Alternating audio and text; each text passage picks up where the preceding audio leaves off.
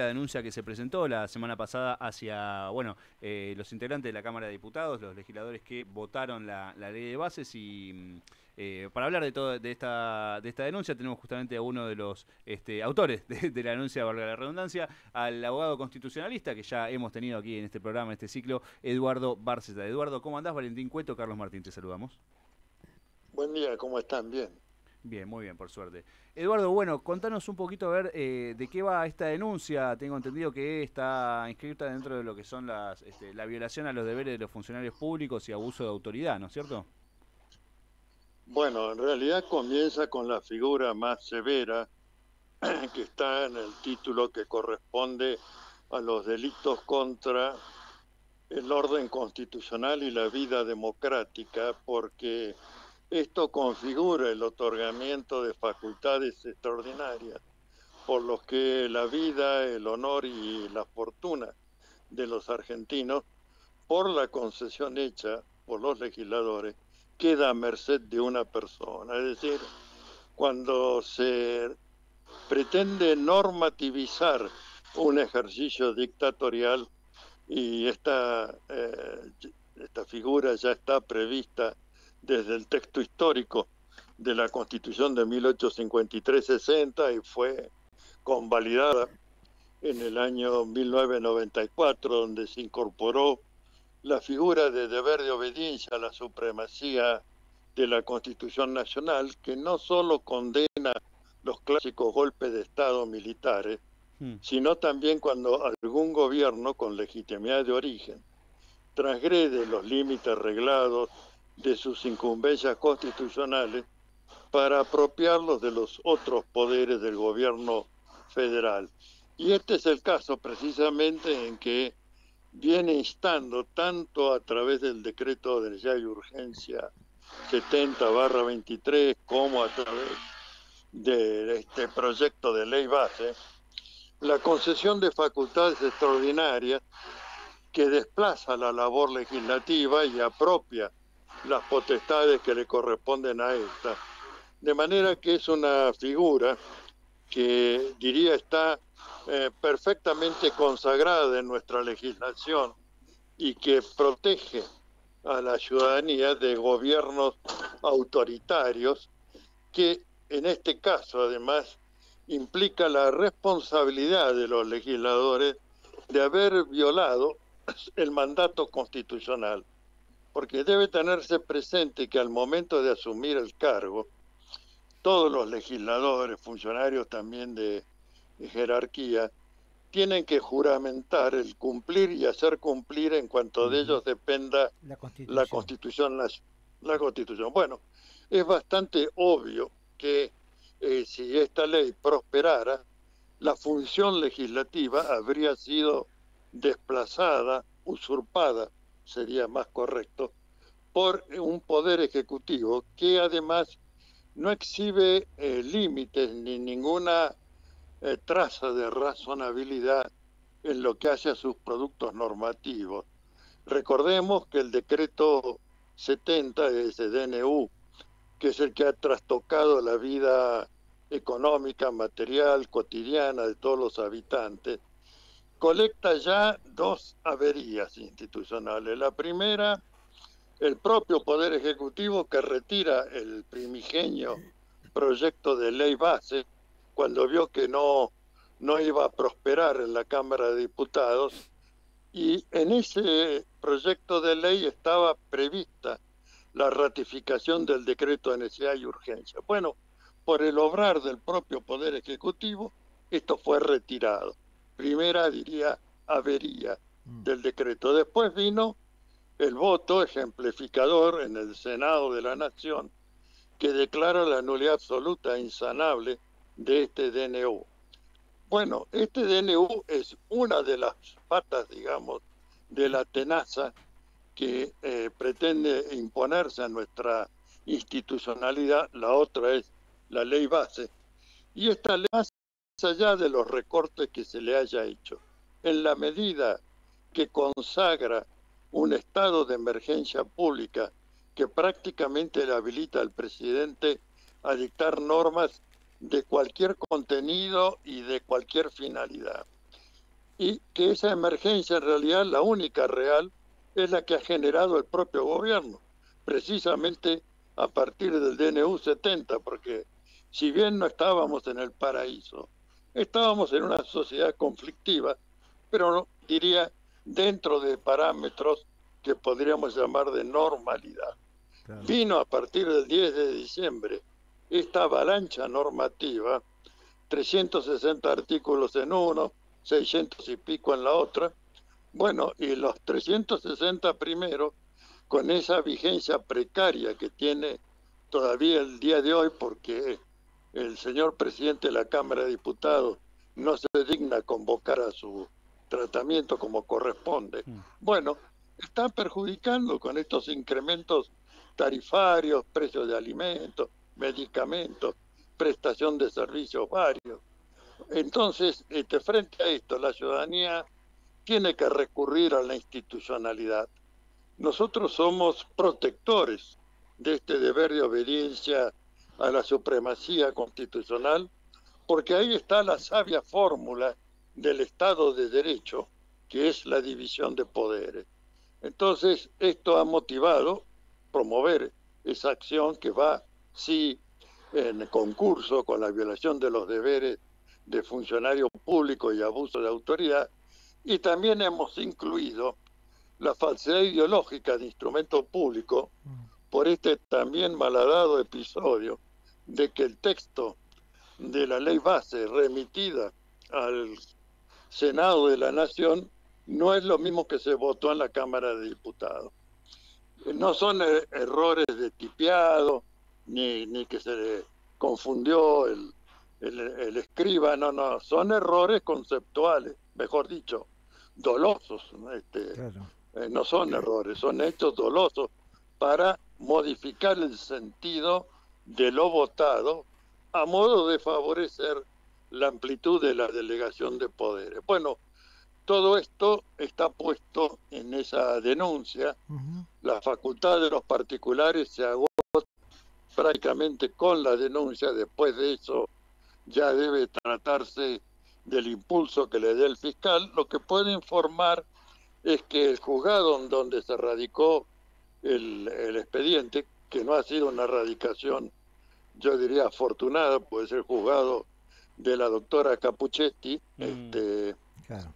Además de que el sorteo demoró más de lo normal, pareciera que se estuvo buscando dónde radicarlo, pero por lo menos tuvo la actitud la jueza de derivarle la instrucción a la fiscalía.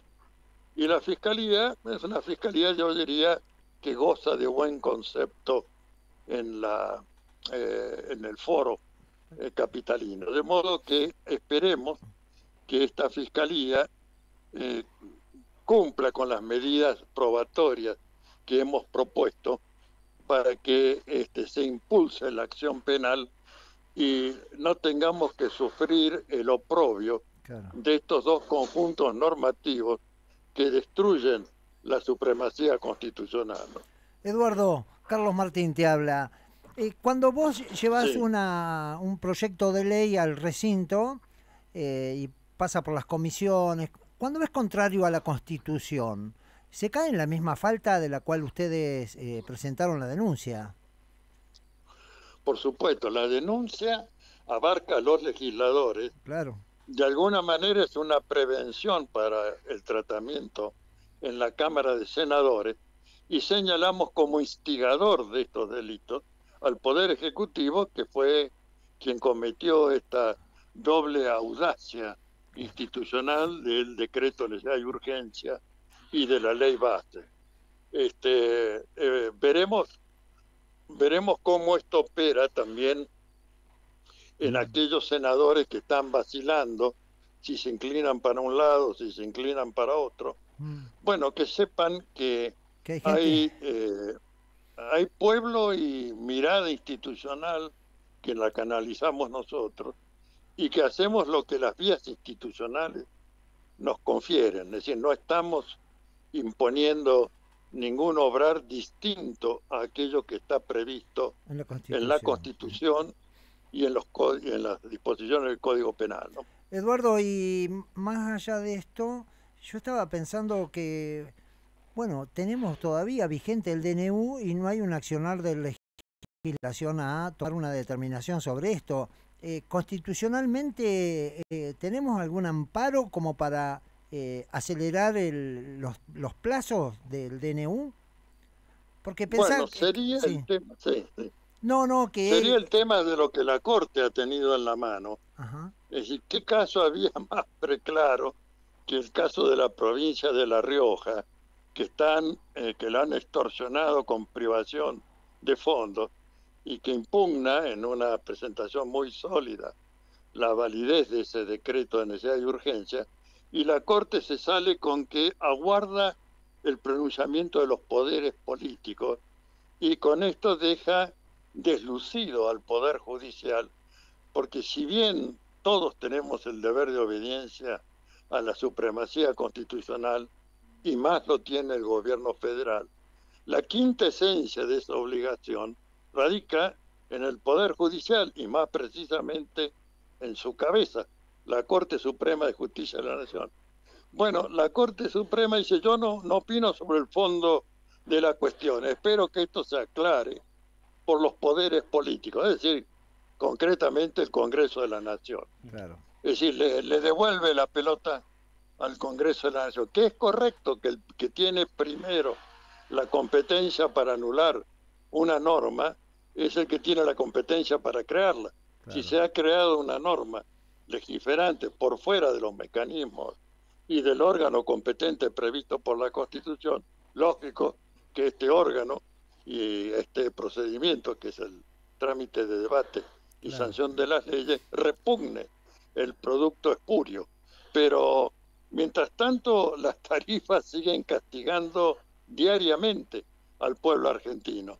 Y la Corte lo que hizo es suavemente tirar la pelota para el lado del Congreso de la Nación. Y el Congreso de la Nación tiene este presidente de la Cámara de Diputados que mira para otro lado Claro. cuando se trata de darle el debido tratamiento y debate a la media sanción ya obtenida en el Senado de rechazo con esta fuerza institucional Claro. de la nulidad absoluta e insanable, ¿no? ¿Cómo se lo explico yo a un chico que está en el secundario todo esto? ¿Cómo se lo sintetizarías como para que el público en general entienda todo este derrotero al que están llevando ustedes esta denuncia y lo abusivo que está generando por fuera de la Constitución el Poder Ejecutivo Nacional? Le diría al joven que lea el texto de la Constitución. Principalmente le diría 3 artículos. El 36, deber de obediencia a la supremacía de la Constitución. El 75, que es el que dice las potestades que tiene el Congreso de la Nación. Y luego el 99, que son las facultades del Poder Ejecutivo, donde está esta prohibición taxativa de no emitir disposiciones legislativas, que es el artículo 99, inciso 3º, segundo párrafo. Bueno, allí está la esencia, diría, de la división de poderes y de la nulidad de estos dos engendros normativos que nos pretenden meter con enorme ignorancia y prepotencia institucional. Y no sé cuál más de las dos, ¿no? Claro. Si la ignorancia o la prepotencia. Eduardo, yo te voy a hacer la última pregunta y después ya te dejo con Valentín. Nosotros estamos viendo de que, bueno, la provincia precede a la nación y ante un sistemático asfixia que tiene el Poder Ejecutivo Nacional sobre las provincias, la provincia de Buenos Aires puede generar su propia moneda. ¿Vos estás de acuerdo en... Más que todo, porque me acuerdo que ya Francia va por la Quinta República, ¿no? ¿Estás de acuerdo que la provincia de Buenos Aires, en defensa de sus habitantes, tome una actitud de generar su propia moneda y hacer una reversión impositiva que entre por la provincia y distribuya para la nación lo que corresponde? Bueno, tiene su habilitación expresa por el Pacto de San José de Flores, Claro. que en el momento que se incorpora la nación argentina, pero la provincia de Buenos Sí. Aires a la federación, hace esta reserva en función de que se había venido manejando como un ente de derecho público autónomo respecto de la federación, ¿no? Bueno, no es deseable desde el punto de vista de la unidad o de la unión nacional que predica el preámbulo de la Constitución, que se mantiene intangible en su texto histórico, ¿no? Pero que tiene la facultad, la tiene. Creo que por estado de necesidad también la tienen las otras provincias. Es un caso arquetípico en que por un obrar perverso, respecto del cual ya se han intentado las vías institucionales, porque la demanda de la provincia de La Rioja era pionera en este reclamo, claro. Y entiendo yo que ahora está habilitada para resolver de alguna manera, porque el tema, dicho de la forma más sencilla, la riqueza y los recursos naturales no están en el territorio, no están en el territorio de la ciudad autónoma, están en las provincias. Claro. De manera que ellas pueden administrar porque son las que la Constitución les reconoce el dominio originario sobre sus riquezas y recursos naturales. Claro. Por lo tanto, pueden tener un instrumento de movilización de esas riquezas y recursos, que es la emisión monetaria. Entonces, entiendo que frente a esta actitud extorsiva de parte del gobierno nacional, que le crea una situación de necesidad inobjetable e inocultable, ¿no? Ya tenés, entonces, tenés un tema más para agregarle al preámbulo. Bueno, muy bien. Y ahora sí le hago la última, Eduardo, así no le robamos más tiempo. Te tomo la palabra. Sí. Dos cuestiones. Una es, bueno, porque usted recién lo dijo al pasar, esto también afectaría esta denuncia que ustedes llevaron a cabo, afectaría también a los legisladores de la Cámara Alta, a los senadores, porque está en ejecución, me imagino, todavía el delito. Y por otro lado es si esto, ¿cómo puede derivar esta denuncia en un insumo político para el juicio político?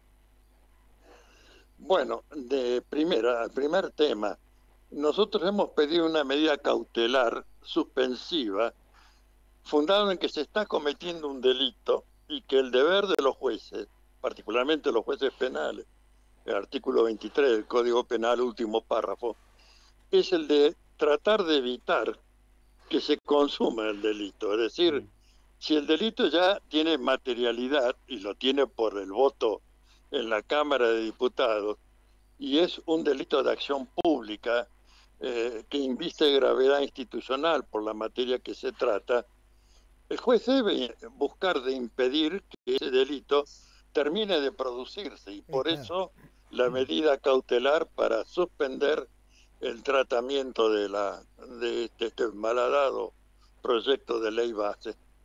La otra pregunta era, ya me olvidé cuál era. Ahí le repito. La segunda parte. Sí, ¿cómo puede servir toda esta denuncia como un insumo para un eventual juicio político? Bueno, es un mal desempeño y posible comisión de delito por parte del Ejecutivo, de manera que esta denuncia que se está firmando en todo el territorio, el pedido de juicio político, aclaro. El pedido de juicio político se está firmando adhesiones en todo el territorio de la República Argentina. La idea es de juntar 1 millón de firmas y presentárselos a la Cámara de Diputados a ver si sale de su letargo, determina cuáles son las autoridades de la Comisión de Juicio Político y le dan curso a la investigación, porque allí hemos incluido una figura, no digo novedosa, pero sí de escasa aplicación a nivel internacional, que es el genocidio por razones económicas.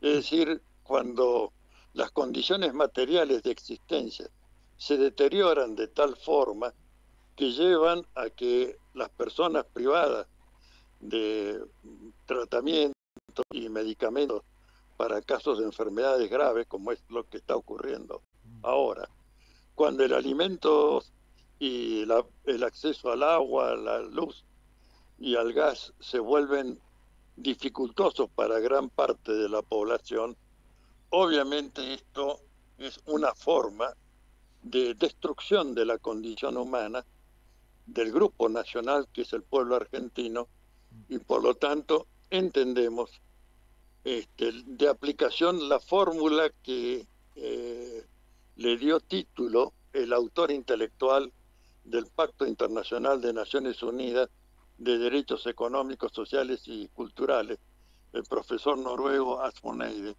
que dice que el genocidio silencioso del hambre, qué linda expresión, sí. Genocidio silencioso del hambre, mata en un bienio más de todos los muertos que colectó la Segunda Guerra Mundial en su conjunto, ¿no?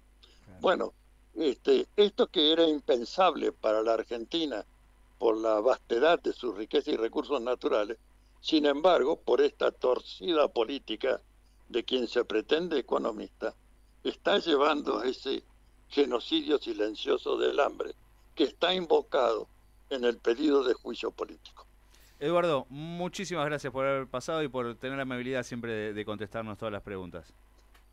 Hasta pronto, que sigan bien. Hasta pronto, un abrazo grande. Hablábamos con Eduardo Barcesat, abogado constitucionalista de la República Argentina, una eminencia del derecho, justamente. ¿Te quedaste con ganas de preguntar, Carlitos? ¿Qué pasó? Y que sí, pasa que, bueno, el hombre quería, ya está, tuvimos 20 minutos, lo tuvimos.